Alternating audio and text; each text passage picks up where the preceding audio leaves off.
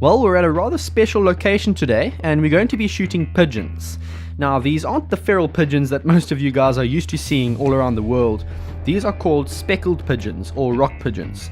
They're a local species found here in South Africa that have just absolutely exploded in numbers over the past 100 years or so, since the humans, being the inconsiderate and disruptive species that we are, started farming for sunflower seeds, wheat and corn on a commercial scale. The result of this agricultural boom is that in the past 80 years, the numbers of these species has increased by an estimated 120 times. To say they're a problem is an understatement. Now, the greenies out there will tell you that we're just supposed to let nature take its course, but what they're conveniently forgetting is that we are the ones that messed up the natural balance of things in the first place. It's our job to make it right. I am at a secret location today that has yielded some of the best hunting I have ever experienced, and because this is a secret location, I'm not allowed to show you any landmarks.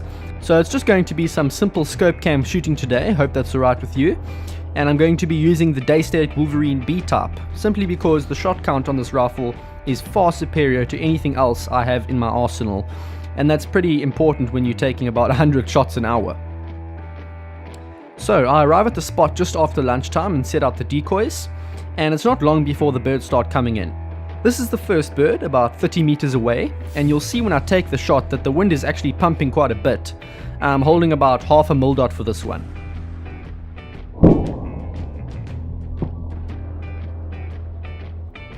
The shot passes straight through the lower neck, right where I want it, and he topples down.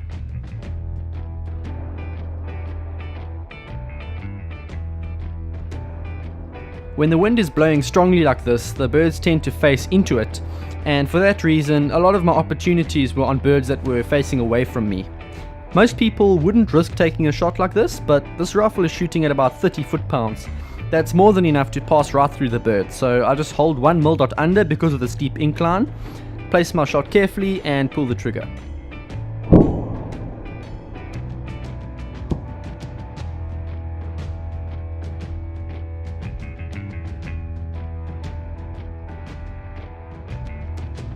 Here's another example of a bad angle. I try to picture where the vitals would be, and I just trust that the pellet has enough energy to pass right through.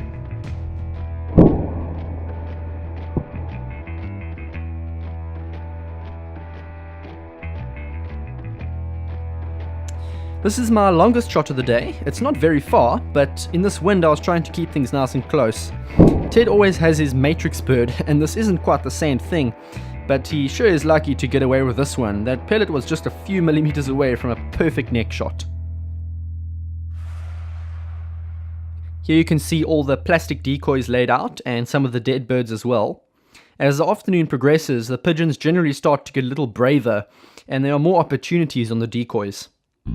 Here's one that landed about 45 to 50 meters away, and I'll send that pellet right over the plastic decoy for a good vital shot.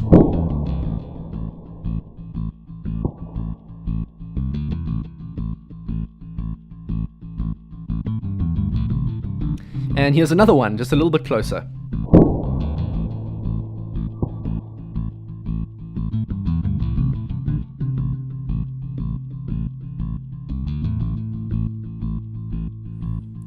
On the odd occasion when you take too long, you miss your opportunities, and that's exactly what happens here.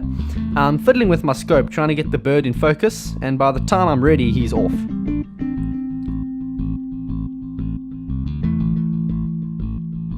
This place also has a massive problem with English sparrows, which nest in the machinery and just cause an absolute mess everywhere. I've hunted plenty of them at this spot before, and whenever there's a lull in pigeon activity, it's always fun to just pick off a couple. The cats that live on the property eat them up pretty quickly, so none of them go to waste. And this one was almost a miss. The pellet just nicks his neck, but it's enough to do lethal damage. And that's it for this episode. I didn't take as much scope cam footage as you probably would have liked me to, but I had a job to do, and the scope cam just proved to be way too counterproductive. I took a whole lot of shots with the TDR and the Ultimate Sporter towards the end of the day, and this was the result. All of these birds were eaten. I took a whole bunch home to turn into a few pies, and the rest were given to the workers on this property.